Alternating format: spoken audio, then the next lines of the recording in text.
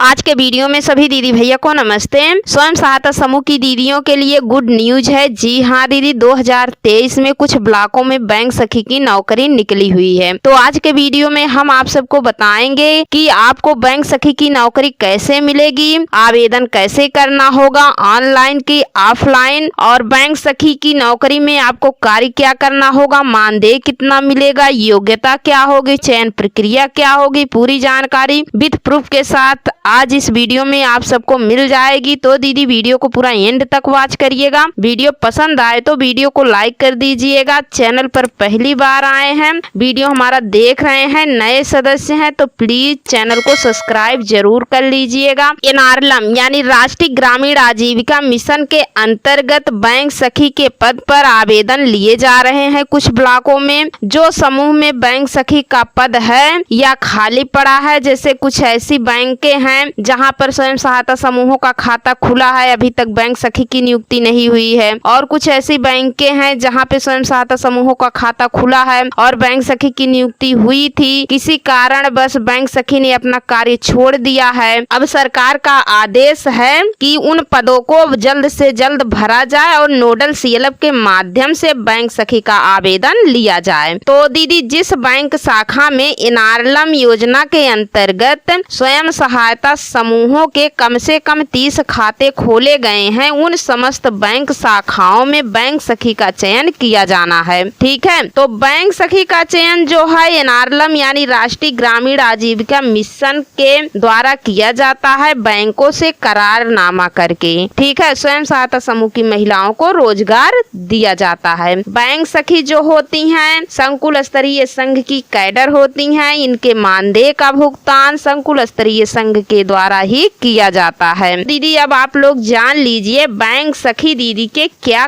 कार्य हैं। जो दीदी बैंक सखी की नौकरी के लिए आवेदन करेंगी उनको कार्य क्या करना होगा, इसके बारे में आप लोग जान लीजिए। जो दीदी बैंक सखी के पद पर कार्य करेंगी उनको बैंक शाखा में बैठकर स्वयं सहायता समूहों का कार्य करना होगा। तो यहाँ पे देखिए, पहला पॉइंट है बैंक बचत खाता खुलवाना, समूह संगठन संकुल उत्पादक समूह एवं समूह सदस्यों के व्यक्तिगत खाते। तो बैंक सखी को जो है बैंक शाखा में बैठना होगा, बैठ कर ये जितने भी स्वयं सहायता समूह हैं सभी समूहों का खाता खुलवाएंगी, ग्राम संगठन का खाता खुलवाएंगी, संकुल स्तरीय संघ का खाता खुलवाएंगी, जो उत्पादक समूह बनते हैं उन उत्पादक समूहों का भी खाता बैंक सखी के द्वारा खुलवाया जाएगा। और जो दीदियां समूह में जुड़ी हैं सभी सदस्यों का पर्सनल बैंक में बचत खाता खुलवाएंगी, और जो सदस्य समूह में जुड़े हैं उन सदस्यों का भी व्यक्तिगत खाता खुलवाएंगी। यानी बैंक सखी जो है स्वयं सहायता समूह की दीदियों की मदद करने के लिए बैंक में रखी गई हैं। जैसे समूह की दीदी हैं कम पढ़ी लिखी हैं, बैंक में जा रही हैं पैसा निकासी करने के लिए, विड्रॉल कैसे भरना है, पैसा जमा करना है तो जमा पर्ची कैसे भरनी है, ये सारी चीजें बैंक सखी को करना होगा। अगला पॉइंट है bank credit linkage file online करना एवं स्वीकृत होने तक अनुश्रवण करते हुए डिस्टर्बमेंट करवाना। बैंक सखी के द्वारा समूहों का सीसीएल भी करवाया जाएगा। जब तक सीसीएल पास नहीं हो जाता है तब तक बैंक सखी देख रेख करती रहेंगी। उसके बाद अगला पॉइंट है एनपीए रिकवरी में बैंक शाखा की मदद करना, यानी जितने भी स्वयं सहायता समूहों का सीसीएल हुआ है, सीसीएल की वापसी अच्छे से हो रही कि नहीं हो रही है, वापसी करवाने में भी बैंक सखी को कार्य करना होगा। उसके बाद अगला पॉइंट है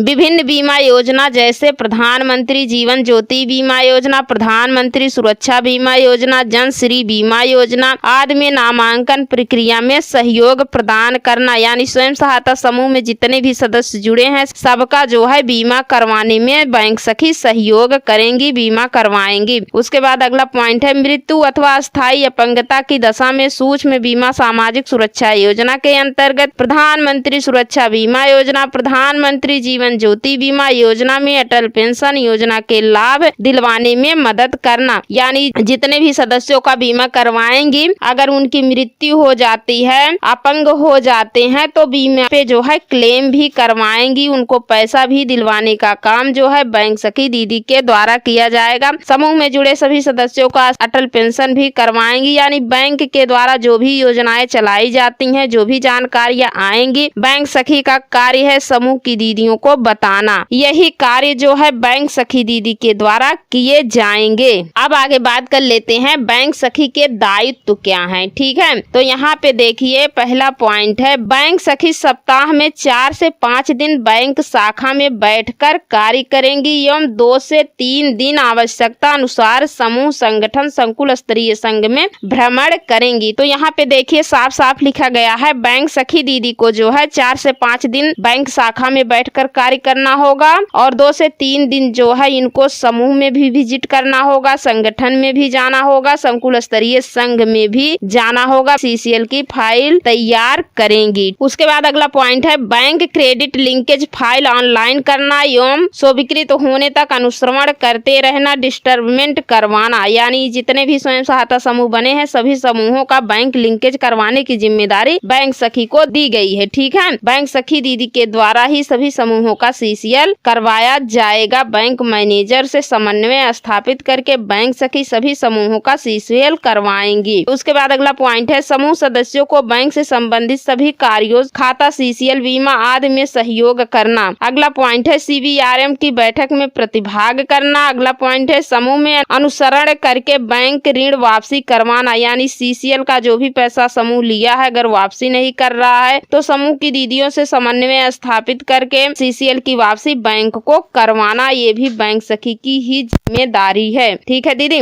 यही सारे कार्य करने के लिए बैंक सखी को बैंक में नियुक्त किया गया है। अब दीदी अब आप लोग जान लीजिए जो दीदी बैंक सखी बनेंगी तो बैंक सखी बनने के लिए आवश्यक पात्रता क्या होनी चाहिए इसके बारे में भी आप लोग जान लीजिए। तो यहाँ पे देखिए बैंक सखी आवेदन करने के लिए आवश्यक पात्रता, तो यहाँ पे देखिए समूह सदस्य की उम्र 18 से 45 वर्ष होनी चाहिए। बैंक सखी में आवेदन केवल स्वयं सहायता समूह की ही महिलाएं कर सकती हैं, गांव की कोई अन्य महिला नहीं कर सकती है और आवेदन करने की उम्र जो है 18 से 45 वर्ष होनी चाहिए। अगला पॉइंट है समूह सदस्य के पास स्मार्टफोन होना अनिवार्य है, बड़ा वाला एंड्रॉइड मोबाइल होना अनिवार्य है और बैंक सखी जो है उसको अच्छे से चला लेती हूँ। ठीक है, क्योंकि अब सारा कुछ काम जो है दीदी ऑनलाइन तरीके से ही होगा, ऐप के माध्यम से सारी जानकारी अब आपको ऑनलाइन तरीके से ऐप पे अपलोड करनी होगी। उसके बाद अगला पॉइंट है समूह सदस्य को कम से कम 10वीं पास होना चाहिए। यानी जो दीदी बैंक सखी के लिए आवेदन करेंगी वो दीदी कम से कम हाई स्कूल जरूर पढ़ी हो। ठीक है, उसके बाद अगला पॉइंट है समूह सदस्य बैंक में बैठकर कार्य करने एवं आवश्यकता अनुसार क्षेत्र भ्रमण करके समूहों, ग्राम संगठनों एवं संकुल की बैठक में प्रतिभाग करने को इच्छुक हो। यानी जो दीदी बैंक सखी का काम करेगी, करना चाह रही हैं, आवेदन करना चाह रही हैं तो उनको जो है क्षेत्र भ्रमण में भी जाना होगा, समूह की भी बैठक में जाना होगा, ग्राम संगठन की बैठक में, सीएलएफ की बैठक में और उनका प्रशिक्षण भी करवाया जाता है। हो सकता है प्रशिक्षण राज्य स्तर पे हो या जिला स्तर पे। तो प्रतिभाग करने के लिए इच्छुक हूँ, ऐसा नहीं है कि आपको प्रशिक्षण के लिए राज्य स्तर पे जाना पड़ जाए 5 दिन के लिए आप बोलेंगी कि हम नहीं जाएंगे, तो ऐसा नहीं है दीदी।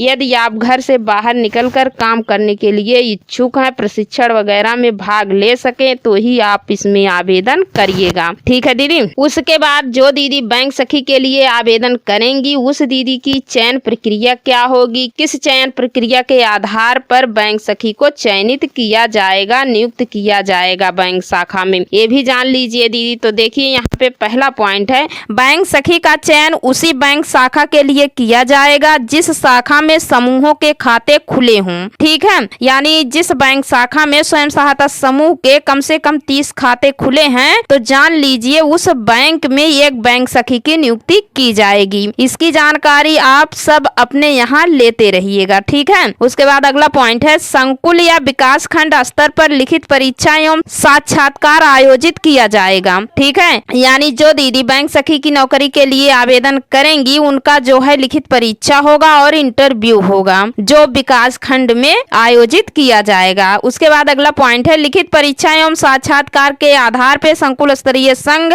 बैंक सखी का चयन करेगा। जब दीदी आपकी लिखित परीक्षा और इंटरव्यू हो जाएगा तब संकुल स्तरीय संघ जो है बैंक सखी की नियुक्त बैंक शाखा में कर देगा। उसके बाद अगला पॉइंट है बैंक सखी का चयन एवं तैनाती संकुल स्तरीय संघ द्वारा किया जाएगा। तो देखिए बैंक में बैंक सखी का चयन जो है संकुल स्तरीय संघ के द्वारा ही किया जाएगा, क्योंकि दीदी बैंक सखी जो है संकुल स्तरीय स्तरीय संघ की कैडर हैं। ठीक है, अगला पॉइंट है संपूर्ण चयन प्रक्रिया ब्लॉक मिशन प्रबंधक की निगरानी में होगी। तो बैंक सखी की जो नियुक्ति होगी, बैंक सखी का जो चयन होगा और लिखित परीक्षा, इंटरव्यू, इन सब की निगरानी जो है ब्लॉक मिशन प्रबंधक जी करेंगे। उन्हीं की देखरेख में ये सारी चीजें होंगी। अब आगे हम आप सबको बता देते हैं बैंक सखी को कितना मानदेय मिलेगा प्रतिमाह, ये भी जान लीजिए, क्योंकि बैंक सखी के मानदेय में कुछ संशोधन हुआ है। मैंने इस पे वीडियो बना दी है, इसका लिंक आपको ऊपर आई बटन में मिल जाएगा। स्वयं सहायता समूह में दीदी जितने भी कैडर से कार्य करते हैं, सभी कैडर्स का मानदेय जो है कार्य के आधार पे ही मानदेय दिया जाता है। तो यहाँ पे देखिए नंबर 1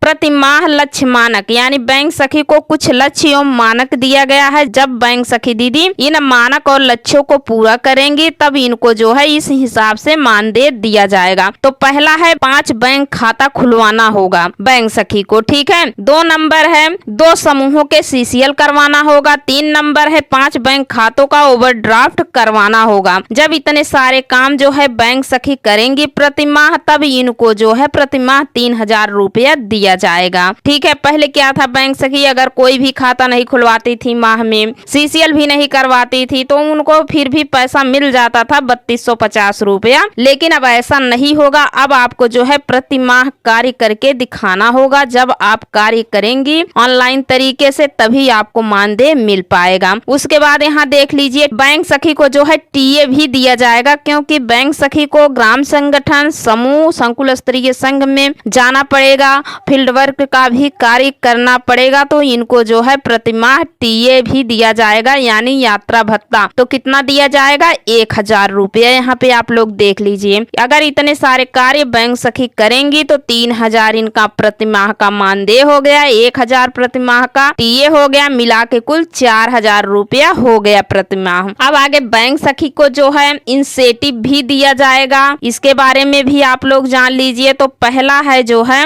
90% से अधिक ऋण की वापसी बैंक सखी अगर करवा देती हैं तो 500 रुपया प्रतिमाह दिया जाएगा। 2 नंबर है समूह के समस्त सदस्यों का बीमा कवर करवाना। अगर समूह के जितने भी सदस्य हैं सभी सदस्यों का जो है बीमा कवर करवाती हैं, जैसे जीवन ज्योति बीमा, जीवन सुरक्षा बीमा करवा देती हैं, तो 500 रुपया प्रतिमाह दिया जाएगा। 3 नंबर है बीमा कवर वाले सदस्यों की मृत्यु अथवा अस्थायी अपंगता की दशा में 100% क्लेम करवाना। जैसे मान लेते हैं किसी सदस्य का जो है जीवन ज्योति बीमा हुआ है, जीवन सुरक्षा बीमा हुआ है और उनकी मृत्यु हो गई है या मतलब अपंग हो गए हैं, तो उसका क्लेम करवाएंगे, प्रति बीमा के ऊपर 500 रुपया उनको दिया जाएगा बैंक सखी को। 4 नंबर है एक मुद्रा ऋण स्वीकृत करवाना। अगर एक भी मुद्रा लोन जो है स्वीकृत करवा देती है बैंक के द्वारा तो 500 रुपया दिया जाएगा बैंक सखी को। तो इंसेटिव कितना हुआ, 2000 और मानदेय 3000, यात्रा भत्ता 1000, कुल मिला के 6000 रुपया बैंक सखी का एक माह का मानदेय बन रहा है। अगर इन मानक और लक्ष्यों के आधार पे बैंक सखी कार्य करेंगी तब इनको इतना मानदेय 6000 मिलेगा। अगर इन